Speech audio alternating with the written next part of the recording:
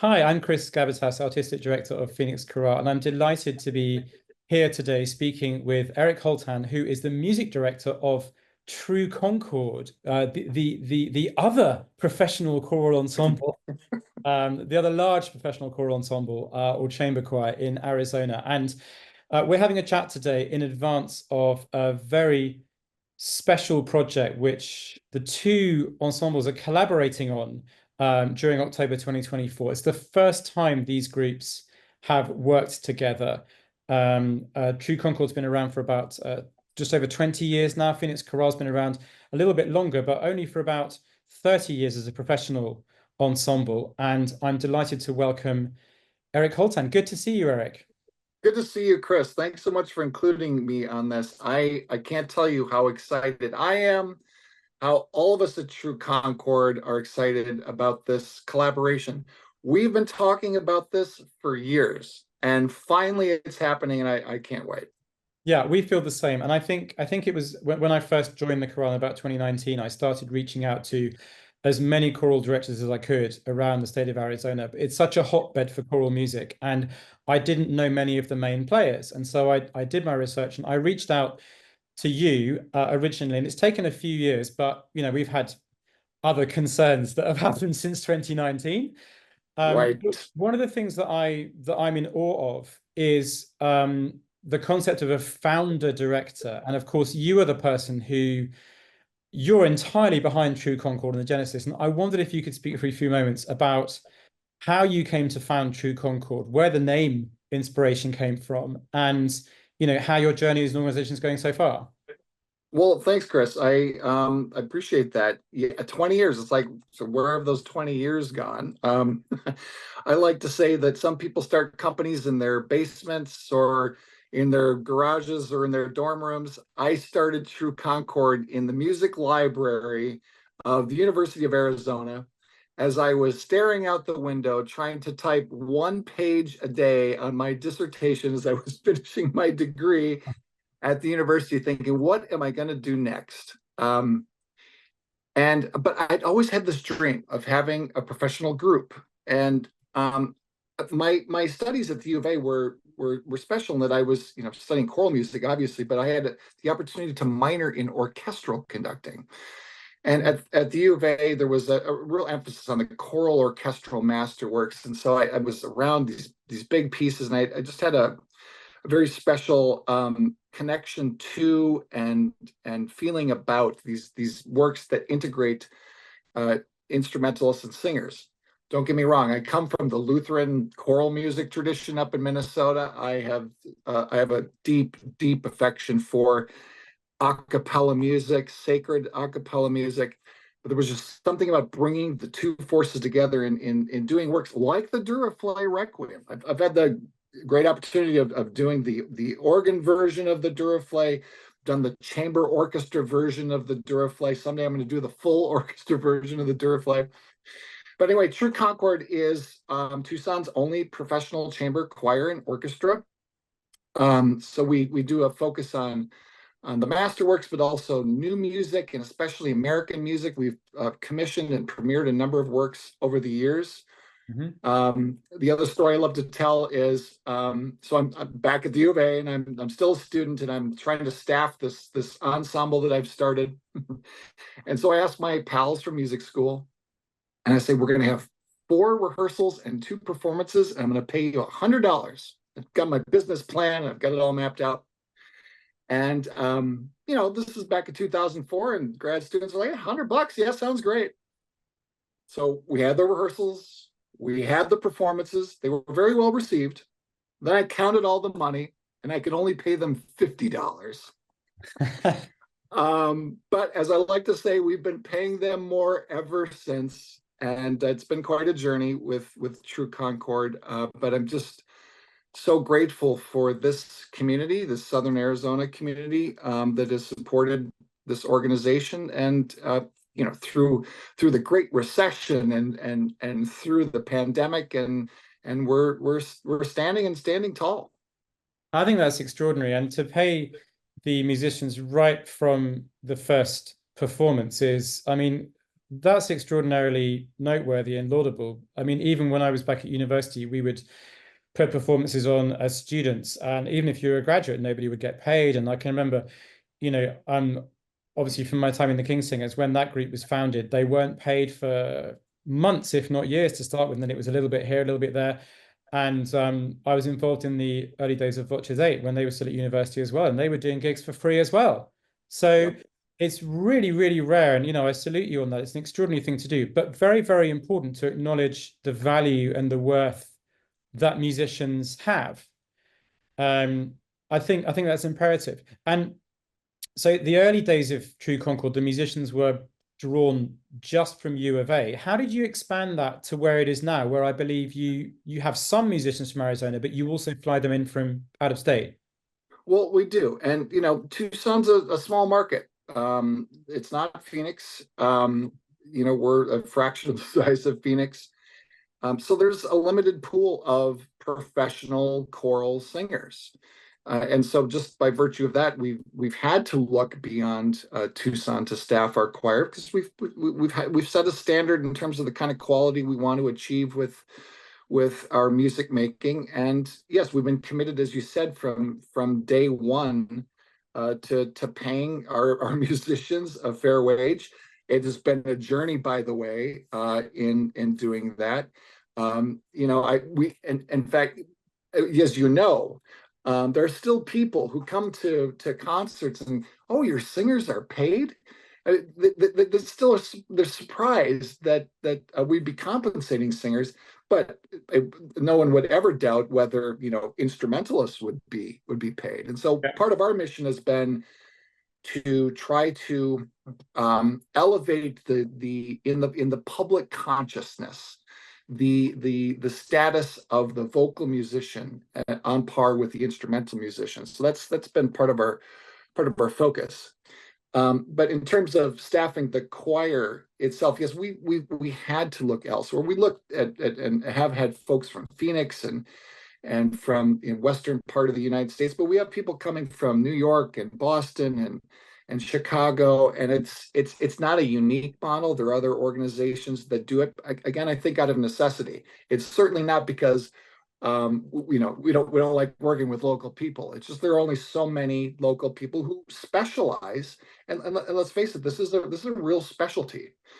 There's singing in opera, and that's its own art form. And so not all voices are cut out to sing in choirs, because in choirs you need to subjugate the individual for the sake of the whole, right? And that involves blending and matching with your neighbor. And that's a special art and technique that not everybody has, even though they may be a great singer. Agreed. I think you're absolutely right. And it's interesting for me to hear about the genesis and the growth of the ensemble, because it is very different to how Phoenix Chorale works, where we, as you said, we're lucky to be in a metropolis of many millions of people. And we have ASU, where you have U of A, and we do draw we draw our singers from some from NAU, some from U of A, some from ASU, because they gravitate towards Phoenix for work and to raise a family and to educate their children and whatever it might be. And so we are in a fortunate position where part of our mission is that we do work only with singers who are from that Phoenix metro area. And that presents us with huge benefits and strengths, in the sense that we have this tight-knit community, and we have friends and family who come from our singers regularly to make up part of our audience, and we work with that community quite closely. But equally, it's hugely beneficial, I think, to have the influence from across the states, from different markets, from different universities, from different states and different communities. And I'm hugely excited that we are giving both of our ensembles this opportunity to see how these other models fit within the choral landscape of the nation. And, we're going to amalgamate our forces, aren't we? We're not going to have Phoenix Chorale on one side and True Concord on the other. That's right. Get the voices and the people together. And particularly in the repertoire which you're directing, Frank Martin's incredible double choir mass, there's going to be immersion within our ensembles. And that's really exciting, because they're going to learn different the skills of singing alongside different singers and speaking about their journey within the choral music world and how their lives work. And I think it's a real sharing zone that I'm very, very excited to propagate and to give this opportunity for. So, that was in my mind, I think, when I reached out to you originally. I thought it's a chance for me to work with different musicians and different singers. It's a chance for True Concord to, perform a bit more in Metro Phoenix, which I don't think you do very often.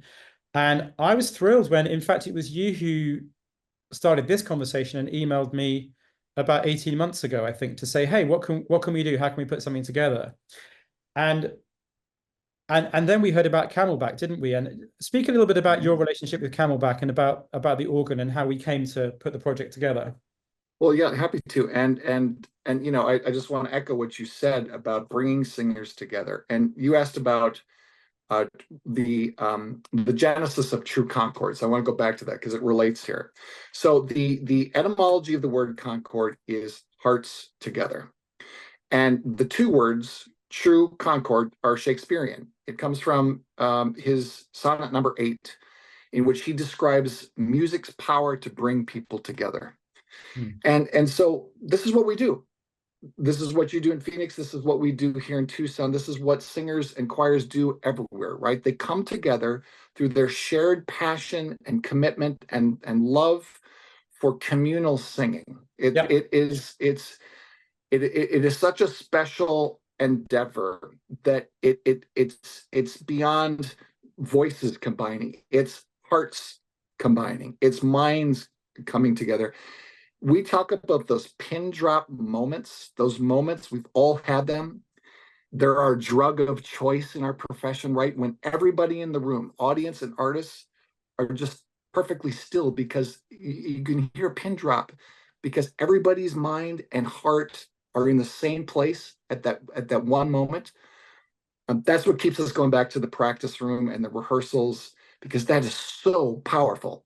And so when we bring these two choirs together and allow our experiences to allow our singers to have this experience of standing next to someone that they haven't stood next to, and experience their passion and their heart and their love, everyone is all the more rich because of it. And so I can't say enough about this idea of coming together and doing this thing that we do, which has such power to bring communities together, regardless of their backgrounds and all that is different about us. This is something that we all have in common.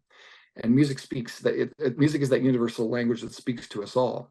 And so when you came back, well, first when you first arrived and you were reaching out to me, and I was just glad to have you here, and knew lots about you, and of course your work with the King Singers, and just thrilled to have you here in Arizona. And you reached out and we were communicating about all kinds of things. Before you had arrived, I'd been talking with Charles about we should really do something together. Yeah. Phoenix Chorale and True Concord. But it was you who said, let's do this. And so I was delighted to hear that from you. And the fact that this performance, at least this project in part, is going to take place at Camelback is also very special. Honestly, I kind of discovered Camelback by accident, although it was through Guy Watley, who we've worked with many times, and we went up there and performed the Mozart Mass in C minor. And I just remember being absolutely gobsmacked at that incredible acoustical space Yeah. that is Camelback. It is a very, very special environment.